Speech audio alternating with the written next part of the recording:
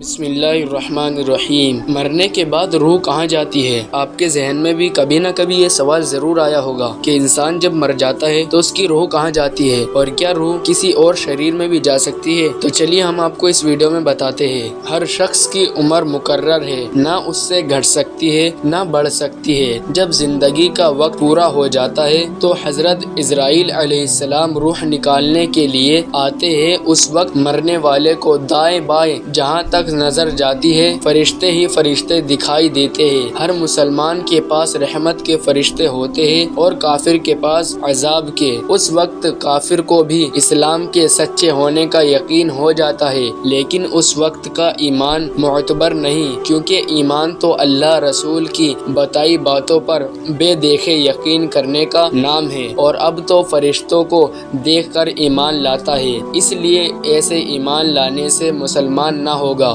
مسلمان کی روح آسانی سے نکالی جاتی ہے اور اس کو رحمت کے فرشتے بڑی عزت سے لے جاتے ہیں، اور کافر کی روح بڑی سختی سے نکالی جاتی ہے اور اس کو عذاب کے فرشتے بڑی ذلت سے لے جاتے ہیں۔ مرنے کے بعد روح کسی دوسرے بدن میں جا کر پھر پیدا نہیں ہوتی، بلکہ قیامت آنے تک عالم برزخ دنیا اور آخرت کے درمیان ایک اور عالم ہے جس کو برزخ کہتے ہیں۔ مرنے کے بعد سے قیامت آنے تک تمام انسانوں اور جنوں کو حسب مراتب اس میں رہنا ہوتا ہے۔ یہ عالم اس دنیا سے بہت بڑا ہے۔ دنیا کے ساتھ برزخ کو وہی نسبت ہے جو ماں کے پیٹ کے ساتھ دنیا کو۔ برزخ میں کسی کو آرام اور کسی کو تکلیف، تکمیل الایمان و بہار شریعت وغیرہ میں رہتی ہے۔ یہ خیال کہ روح کسی دوسرے بدن میں چلی جاتی ہے، چاہے آدمی کا بدن ہو یا جانور کا یا پیڑ پودے میں، یہ غلط ہے۔ اس کا ماننا کفر ہے۔ اسی کو آواگون اور تناسخ کہتے ہیں۔ ایمان و عمل کے اعتبار سے ہر ایک روح کے لیے الگ جگہ مقرر ہے، قیامت آنے تک وہی رہے گی۔ کسی کی جگہ عرش کے نیچے ہے اور کسی کی